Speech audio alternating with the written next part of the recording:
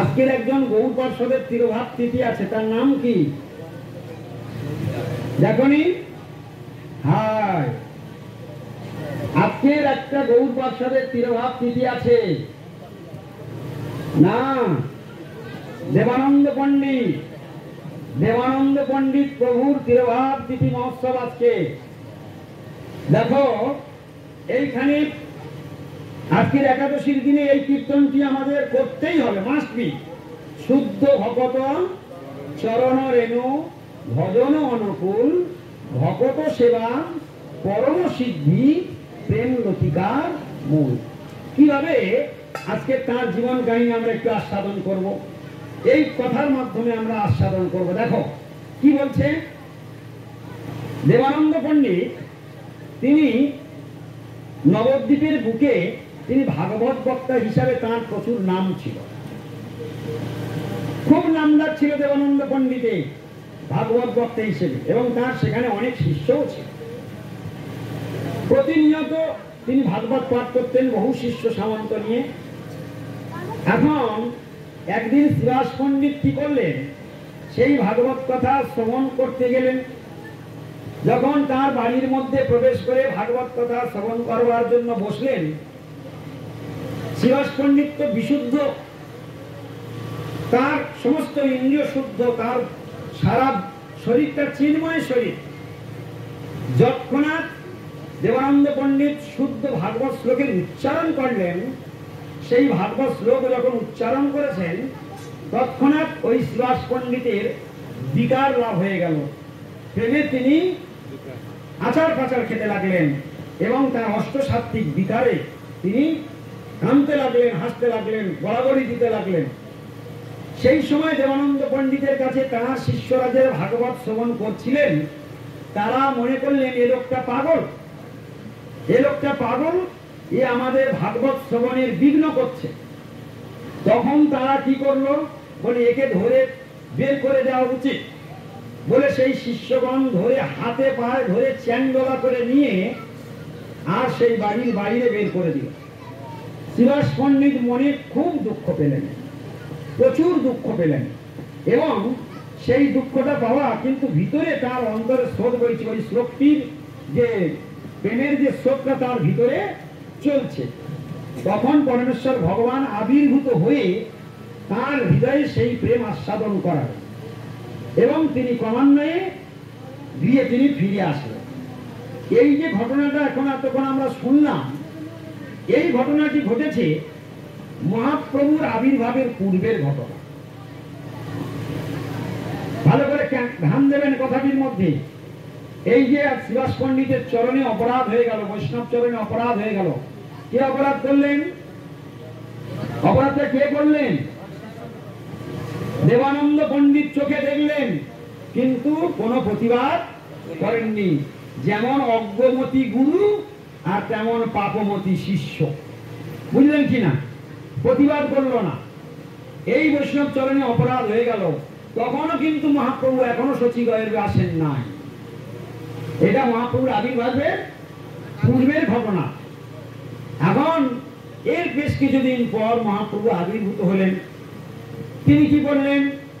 নবদ্বীপে তিনি বিদ্যা ধ্যান লীলা করলেন, তারপর বিদ্যা দান লীলা, অধ্যাপক লীলা করলেন, অধ্যাপক লীলা করলেন।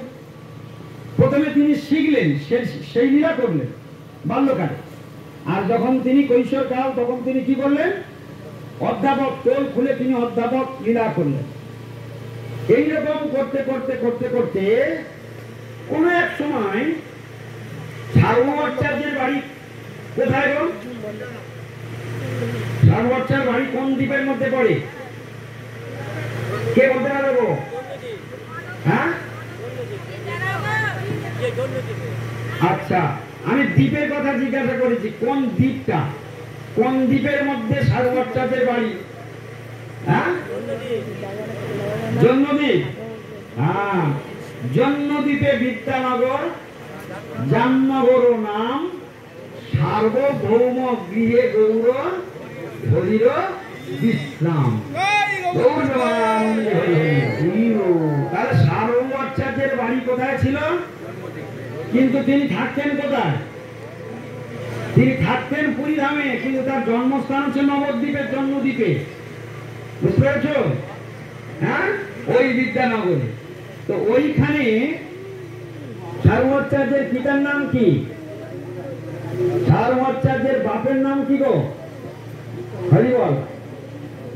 হ্যাঁ, মহেশ্বর বিশারদ পণ্ডিত। বুঝতে পারছো?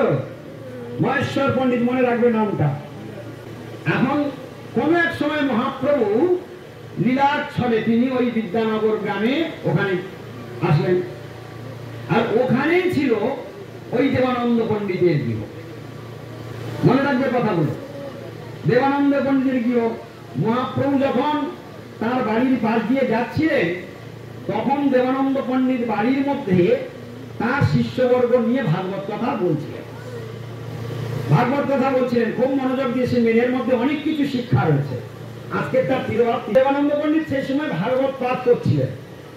যখন তিনি ভাগবত পাঠ করছিলেন, মহাপ্রভু পার্শ্বদ সঙ্গে তার বাড়ির পাশ দিয়ে যাচ্ছিলেন। যখনই মহাপ্রভুর কানে ভাগবত কথা পৌঁছালো, মহাপ্রভু তৎক্ষণাৎ দাঁড়িয়ে গেল রাস্তায়। রাস্তার ধারে বাড়ি, রাস্তায় দাঁড়িয়ে গেল। এই ভাগবত কথা শুনে মহাপ্রভু দাঁড়িয়ে গেলেন সদল বলে। শুনে মহাপ্রভু খুব রেগে গেলেন। তার ভাগবত ব্যাখ্যা শুনে মহাপ্রভু খুব রেগে গেলেন। প্রভু কোপে বলে, বেটা কি অর্থ বাখানে, ভাগবতের অর্থ বেটা জন্মেও না জানি। মহাপ্রভু বললেন,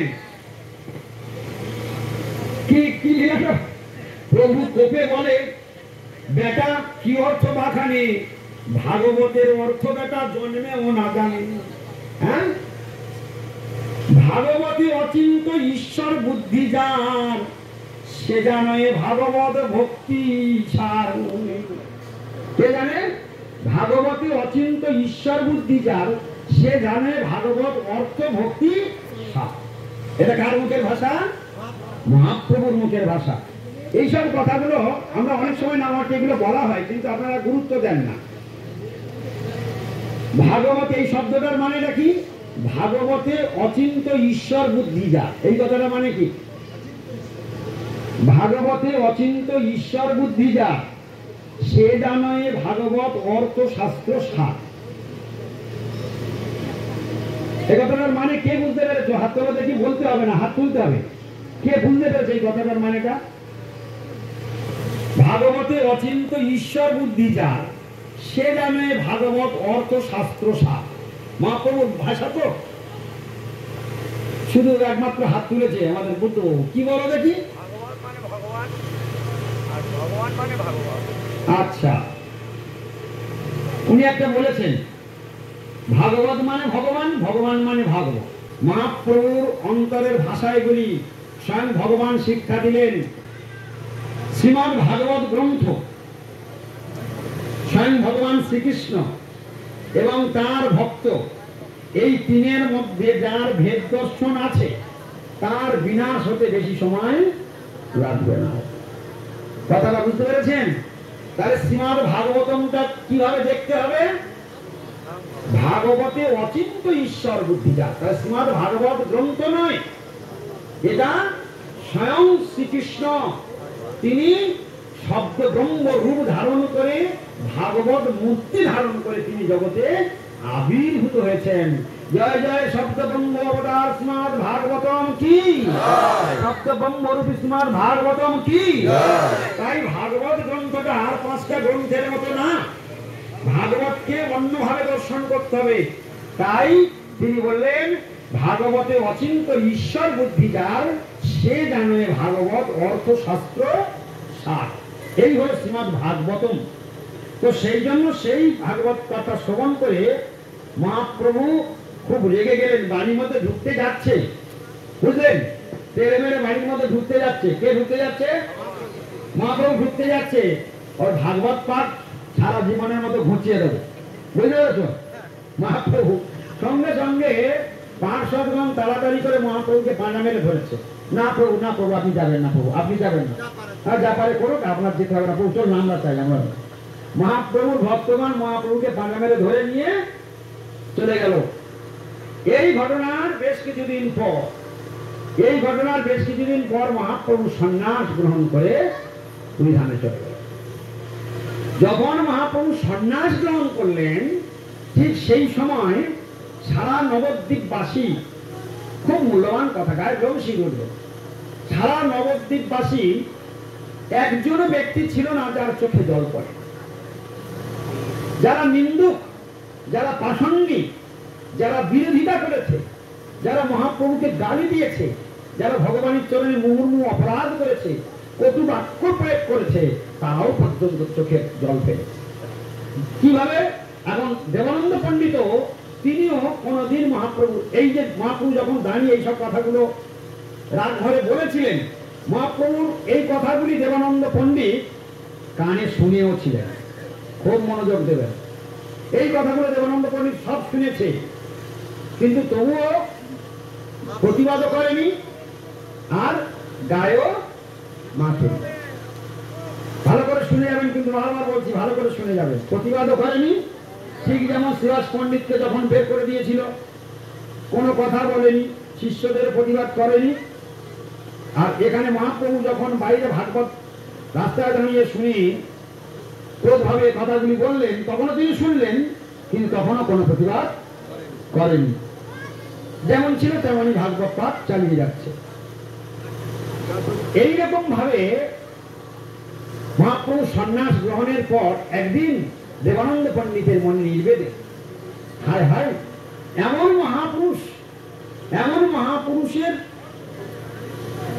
সঙ্গ সান্নিধ্য পেয়েও তার কাছে একদিন গেলাম না, তার চরণে একদিন প্রণামও করলাম না, তাকে একদিন সম্মান দেখাতেও গেলাম না। নিজের মনে একটা ধিক্কার এসে গেল এবং অনুশোচনা করতে লাগলো, আমি বড়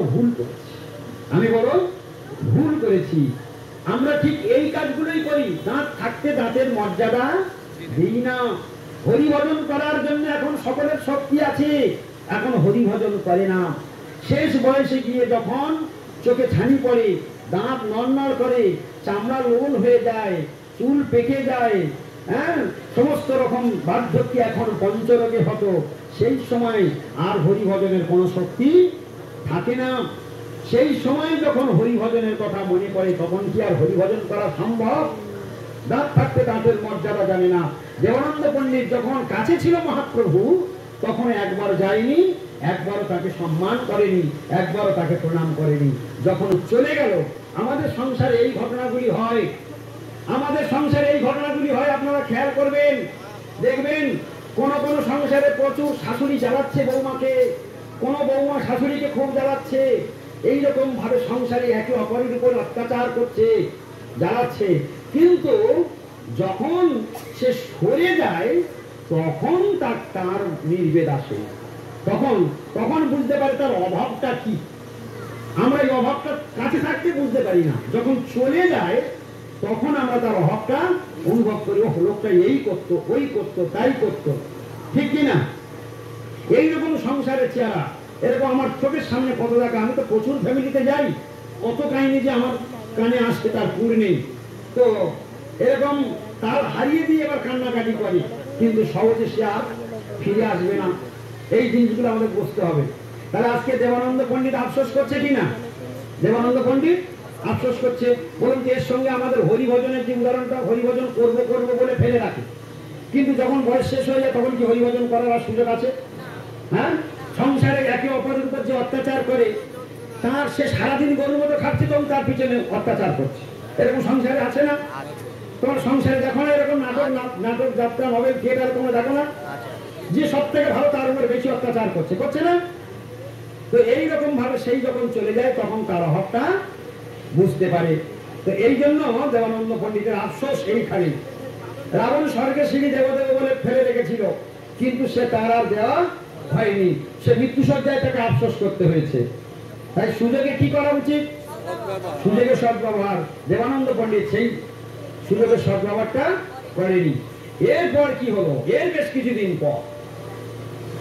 কিছুদিন পর কি ঘটনা ঘটলো?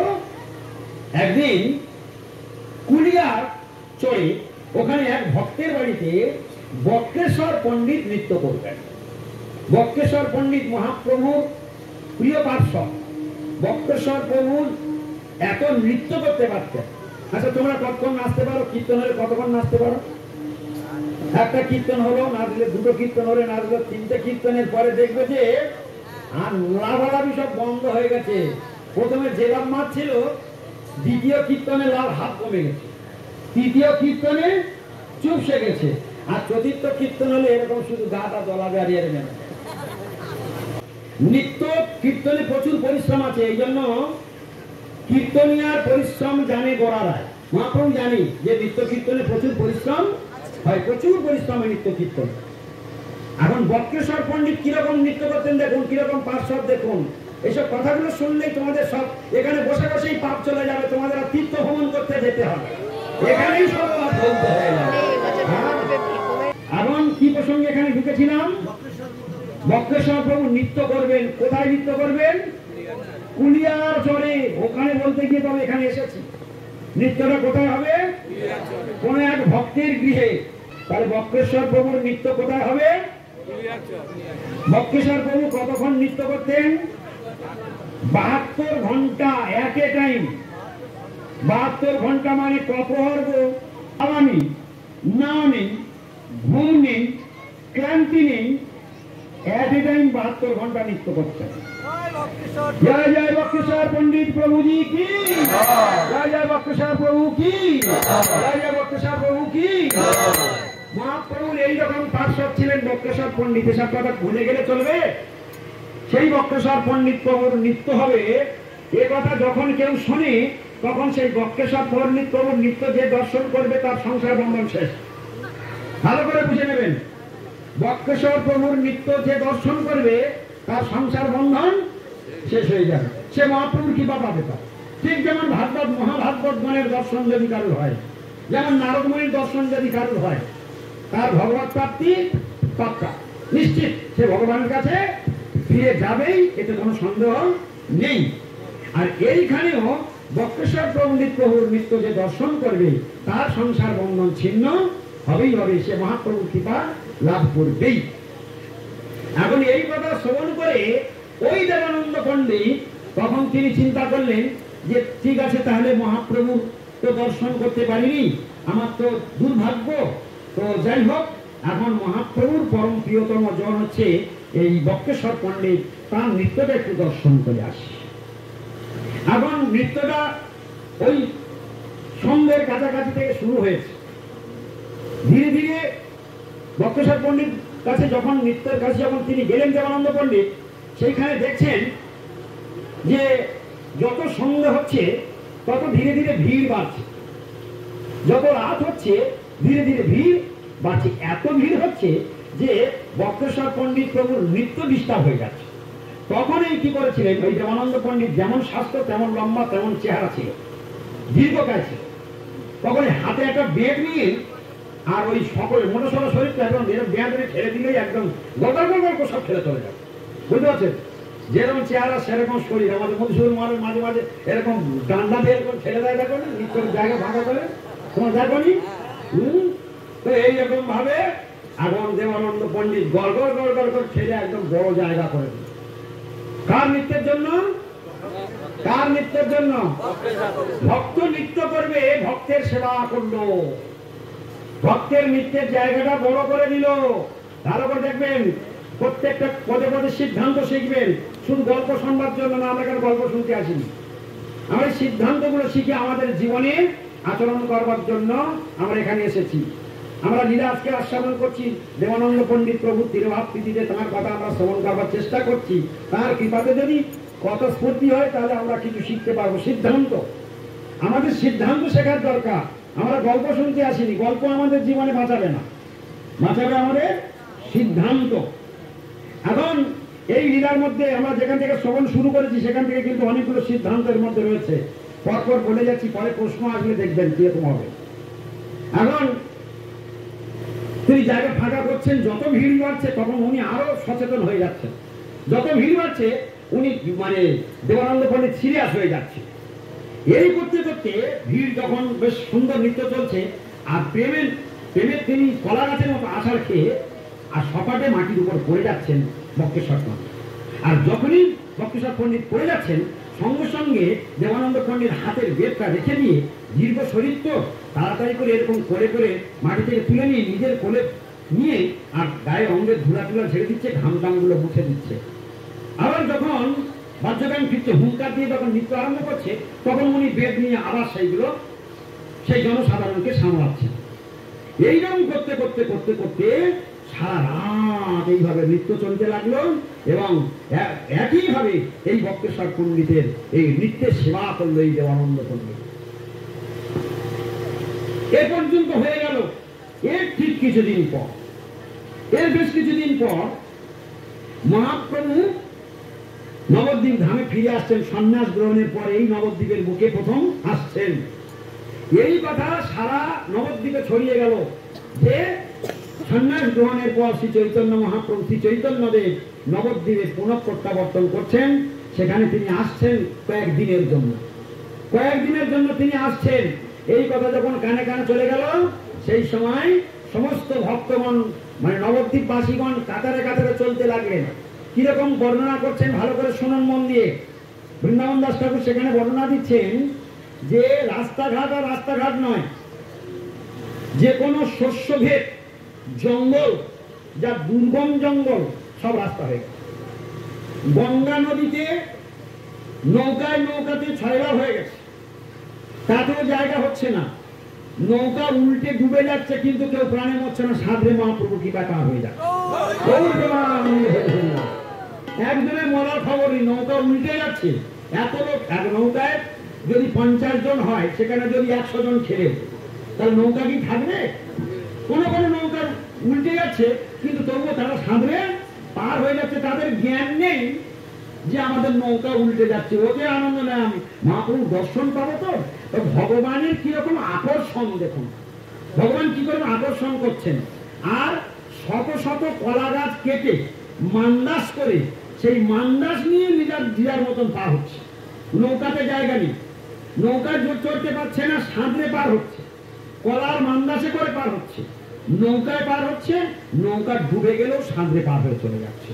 কারণ যাদের নৌকা ডুবে যাচ্ছে তাদের তো আর কোনো ভয় নেই, আর তো সাঁতরে সব পার হয়ে যাচ্ছে। কার কৃপায় পার হয়ে যাচ্ছে? মহাপ্রভু। দেখুন ভগবানের কৃপা থাকলে কি হয়। পঙ্গুং রঙ্গয়তে গিরিম। হ্যাঁ, ভগবানের যদি কৃপা হয়, পঙ্গুং রঙ্গয়তে গিরিম। তার কাছে একটা ছোট্ট গঙ্গা পার হওয়াটা কোনো কিছু ব্যাপার না। ভগবান যদি কাউকে টান দেয়, তো সে বাতুলার ঘরে থাকতে পারবে না। এখন এইভাবে যে যত অপরাধ করেছিল, এই সুযোগে মহাপ্রভু সকলের অপরাধ খণ্ডন করে দিচ্ছেন। এই হলো দয়ালু। যেখানে যে মহাপ্রভু নিন্দা মন্দ করেছিল, যারা যারা বিরোধিতা করেছিল, সবাই কেঁদে কেঁদে গিয়ে মহাপ্রভু চরণে পড়ছে। মহাপ্রভু তাদের ক্ষমা করছেন। ওই ভিড়ের মধ্যে গলে গলে গলে গলে গলে গলে গিয়ে এই দেবানন্দ পণ্ডিত মহাপ্রভুর চরণে প্রণাম করবে। প্রণাম করে আর এক পাশে চুপ করে এরকম হাত জোর করে দাঁড়িয়ে আছে। আর ততক্ষণে বহু ভক্ত সে প্রণাম করছেন। তো এইরকম চলতে চলতে মহাপ্রভু তখন দেবানন্দ পণ্ডিতকে কি বলছেন এইবার শুনুন। মহাপ্রভু তখন দেবানন্দ পণ্ডিতকে বলছে, আপনি আমার ভক্ত বক্রেশ্বর পণ্ডিতের নৃত্যে আপনি সেবা করেছেন, এই জন্য আমি খুব প্রসন্ন হয়েছি। তাই আপনি আমার কাছ পর্যন্ত আসতে পেরেছেন, আমার কাছে আসতে পেরেছেন এবং আমাকে প্রণাম করবার সুযোগ পেয়েছেন। শুধু এইটুকু। কিন্তু আপনি পরম বৈষ্ণব সুভাষ পণ্ডিতের চরণে অপরাধ করেছেন। তখন মহাপ্রভু জন্ম হয় না এই ঘটনা। আজকে যে ঘটনাটা বলছে, এটা মহাপ্রভু জন্মের পূর্বের কথা বলেছিলাম, বলে নাই? এখন মহাপ্রভু ভগবান সরাসরি কাকে বলছে? দেবানন্দ পণ্ডিতকে বলছে যে আপনি আমার পরম ভক্ত সুভাষ পণ্ডিতের চরণে অপরাধ করেছেন। যখন ভাগবত পাঠ হচ্ছিল, আপনি তাকে, হ্যাঁ, আপনার ছাত্ররা, আপনার শিষ্যরা তাকে চ্যাংদোলা করে বের করে দিয়েছিল, কিন্তু আপনি কোনো প্রতিবাদ করেননি। তো সেই জন্য আপনার সুভাষ পণ্ডিতের চরণে অপরাধ আছেন। আপনি যান, যে তাঁর চরণে পড়ে ক্ষমা ভিক্ষা করুন। আর সুভাষ পণ্ডিত সামনেই ছিল, সঙ্গে সঙ্গে গিয়ে দেবানন্দ পণ্ডিত সুভাষ পণ্ডিতের চরণে পড়ে গেলেন। আর সুভাষ পণ্ডিত সঙ্গে সঙ্গে তুলে আলিঙ্গন করলেন।